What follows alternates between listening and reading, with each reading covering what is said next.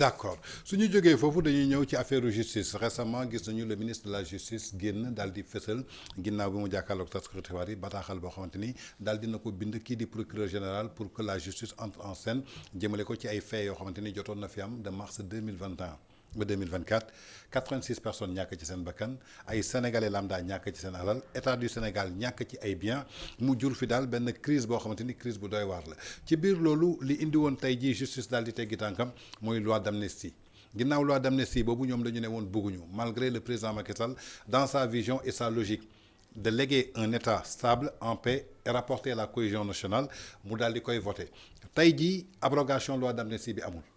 ñoom ñu bëgg justice dugal loxoom ci li nga xamante ne tey jii amnistie fii nañ ko ban lecture nga ñu ciy defal.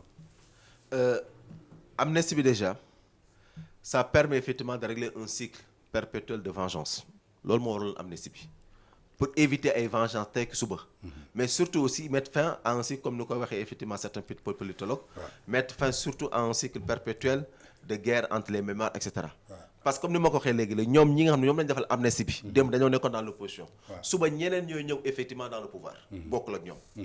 kon ngal la donc amnistie bi la ñu def ba andi ko ba voté ko soit da nga naan kay nañ ko dindi ba mu jeex surtout que yow loolu nga prôné woon du temps ba nga nekk dans l'opposition.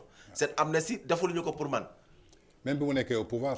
même ba nga nekk au pouvoir. lors de la déclaration da nga ne donc su ma jógee fii. comme maintenant am nañ majorité dans l'Assemblée nationale dinaa fexe ñu xool nu ñu koy dindee. kon soo demee effectivement def volte-face andi interprétation maanaam en tout cas mbir bi nañ ko xoolaat léegi daal nañu topp ñi bàyyi ñi. da ngay war en tout cas li nga xam ne moom nga diggoon askanu Sénégal. kon amnistie bi li ci am Aïssatou Tall Sall wax dafa leer trop. mënoo leen ko dindi wala soo leen ko dindee kat vous assumerez toutes les conséquences. toutes les conséquences. donc tey échec la à ce que tey nga jël amnistie. ne donc da ngay dem en tout cas ce qu'on appelle le conseil constitutionnel xool ndax méngoo nag effectivement donc li nga xam ne donc mooy suñu constitution. conseil constitutionnel wax ca la wax ne la li ngay bëgg a def ni kat méngul ak en rien du tout avec notre constitution. échec mënu ko weesu. échec pur la pour l'État du Sénégal pour le parti au pouvoir. donc ma jàpp ne tey encore une fois justice bi ñu bëgg a utiliser pour leur solde pour régler leur compte waru leen ndaxte justice mënoo ko utiliser comme arme bi nga xam ne kat jàpp nga ni. lu la arrangé rek nga ci war a def. mais surtout que am na si ñoom mënoo def pression ñoom parce que la justice doit être indépendante le président de la République a raison de dire que man mënumaa def pression sur la justice nañ leen bàyyi ñu liggéey parce que yéen a doon wax ni démb justice dañ doon def pression sur ñoom. kon mënoo leen dellu si tey au prétexte da ngeen am ay problème da ngeen am ay dossiers yoo xam ne da ngeen bëgg ñu régler leen ko que da ngeen bëgg utiliser donc justice à votre guise. mais les Sénégalais ne sont pas fous non seulement sa waxu démb ak sa jëfu tey mais ku nekk xam ne justice nan la war a taxawee. juste li ñuy xaar ci moom à ce que donc wax naa la ko tout à l'heure que mu maintenir l'équilibre que mu maintenir l'égalité entre en tout cas les justiciables donc tey waroo mën a jël utiliser justice pour effectivement non seulement solder ses comptes mais war a mën a en tout cas raxas en tout cas li nga xam ne moom lañ doon toppee démb du dëgg du yoon. du dëgg du yoon donc kenn mënut a d'accord ci par rapport ak li nga xam ne moom la ñu bëgg a def la justice et d'ailleurs Ousmane Diagne l'a dit et j'en profite encore pour dire. dossier bi nga xam ne moom la ñu bëgg a soulever sur cette amnistie. wax naa ko nit. donc ça peut être un dossier piège et suicidaire pour le Premier ministre attention parce que koo ci laaj lan la lay wax du yegg dañ koy soulever rek comme Sénégal moom waxum dëkkum fait divers la dañuy wax rek bàyyi mais attention man d'accord ma ak ñoom. ce discours là ce dossier là peut être piège et suicidaire pour le Premier ministre. comment xam naa nag di nga ma laaj comment. bien sûr di nga ma laaj comment. mais foofu xëy na dama ci bañ a xuus. mais boroomi xel yi. ci li ma wax tout à l'heure ñi nga xam dañoo jàpp ni wax ji dañ koo yëkkati rek du yegg. ndax Sénégal dañ fi yëkkati rek wax du yegg dañuy dem ba ci baaxu mu set. nit ñi fàtte nekkaat ci leneen. mais damaa jàpp ni ñooñu ils ont eu tort de penser comme ça. dossier bi dama jàpp ni pour boroomi xel yi nañu jàpp ni dossier bi ça peut être piège et suicidaire pour le président Ousmane Sonko parce que son avenir est en jeu.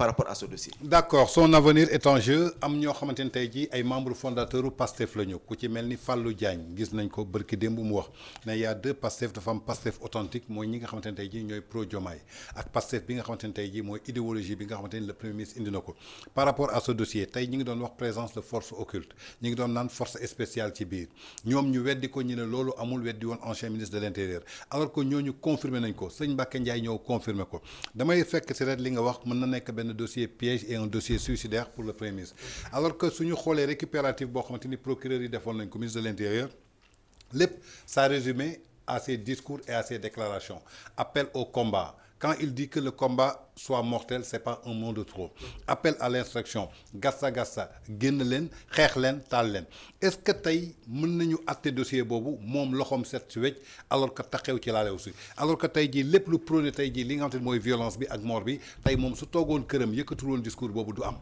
xam nga moo tax sànq ba ñuy commencé jël benn ma ne dañoo war a sant sëñ Saliou parce que. ci leeram ci imaanam tawxiidam du ma ne defar nay nit. ndax yàlla rek moo am en tout cas sas boobu mais ci imaanam vraiment am na ñu mu sol leer. te leer googu da nga see bokk lu tax ma ne leer mooy maanaam intelligence. parce que lu tax ma ne intelligence tout à l'heure dama ne du ma ci bëgg a dugg. mais nag maa bëgg a wër ndomba.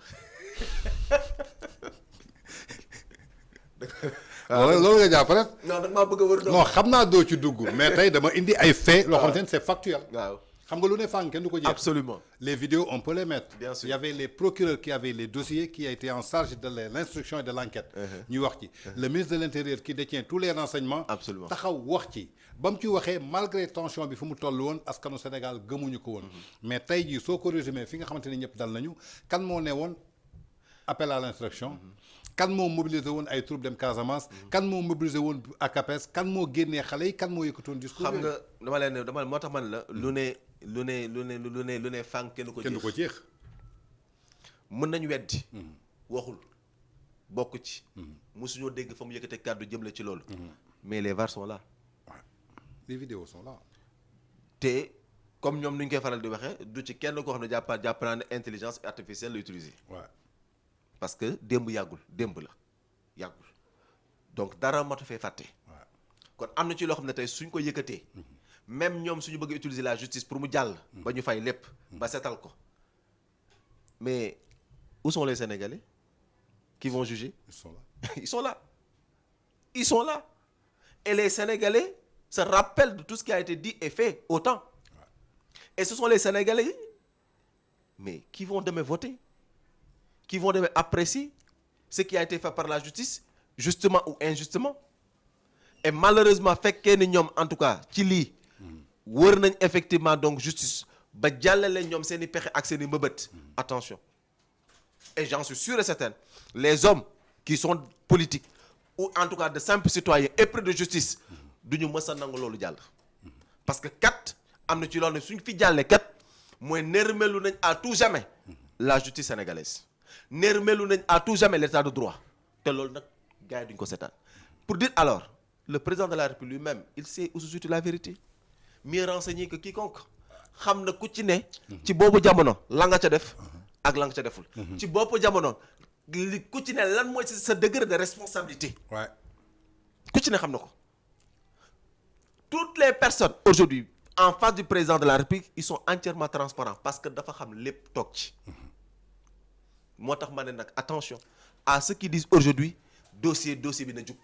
attention parce que en tout cas mën ngaa bëgg a salfaañe dëgg mais toujours effectivement de résister te dama jàpp ni mieux vaut que les gens en tout cas cherchent à faire autre chose que à vouloir effectivement utiliser ce dossier comme prétexte pour régler des cas d'inéligibilité wala des cas je ne sais pas de quoi, parce que le Sénégal n'en a pas besoin et surtout eux ils n'en ont pas besoin parce que ça peut être suicidaire pour li nga xam ne donc mooy seen carrière ak seen ambition personnelle. D'accord.